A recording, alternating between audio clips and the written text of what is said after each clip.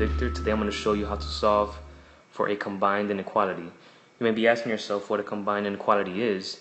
It's just basically an inequality with two sides. For example, we can have a combined inequality that looks like this: a negative 5 less than 3x minus 2 less than 1.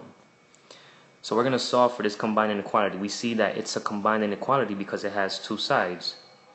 We see that we have this left side here, and we have this right side over here.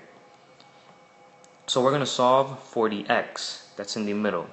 Now when we're solving for x, we want to isolate it. So we want to cancel out as many terms as we can to leave the x alone. So we notice that the first thing that we could cancel out is this 2. So to cancel out this 2, we're going to add 2. Now, since we have a combined inequality, we have three total sides. We have this left side, we have this middle side, and we have this right side. So what you do to one side, you have to do to all the other sides to keep the equation balanced. So if I added a 2 in the middle, I have to add a 2 to the right side, and I have to add a 2 to the left side. Now we simply do our math. So starting on the right side, we have a 1 plus 2 that gives us a 3. And we just bring down the inequality sign. These 2's in the middle are going to cancel out. So they're going to be gone. And then we'll be left with a 3x. And then we just bring down this inequality sign here. Now we have on the left side, we have negative 5 plus 2. That gives us a negative 3. So far we have negative 3 is less than 3x is less than 3. Now x is almost by itself. We still have this 3 that's next to it. So to cancel out this 3, right, what you want to do is you just want to divide by 3. Now we have two more sides, so we have to do it to all sides. Right, now we simply just do the math. So 3 divided by 3, we start on the right side. Those cancel out each other, and we're left with a 1. We just drop down our inequality sign. These 3's cancel out as well in the middle, and we drop down the x. We bring down this inequality sign as well. And on the left side, the negative 3 divided by positive 3, that will give us a negative 1. Once the x is by itself in the middle, then we have our solution set to our combined inequality here. If you want to represent the solution set on a graph or in a number line, we simply draw our number line, which represents the x values.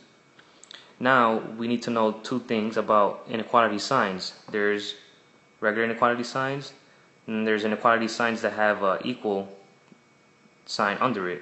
So this first one up here, we would read it as a less than. This bottom one, we would read it as a less than or equal to.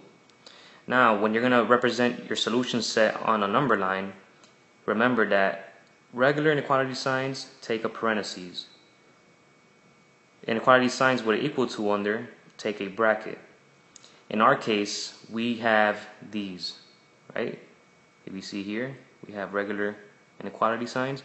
So just regular less than signs. So what we do is we start off by just putting a 0 on our number line to separate the positive numbers from the negative numbers, because we know towards the right of the 0 is positive numbers.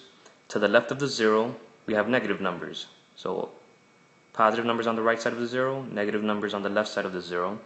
Now we go ahead and plot our negative 1, which is one of the numbers that we had gotten. So we'll just, here we'll say that this is negative 1. And we also had gotten a positive 1, so that positive 1 we'll plot it on the right side of the 0 here. Now since we have regular less than signs, then at the 1 and the negative 1 we're going to put parentheses. Now all that lies in between the negative 1 and the 1 will be what we would shade in or highlight to represent our answer as in a number line. So there you have it. We have how to solve combined inequalities by representing them as a solution set or representing them in a number line. Thank you for watching.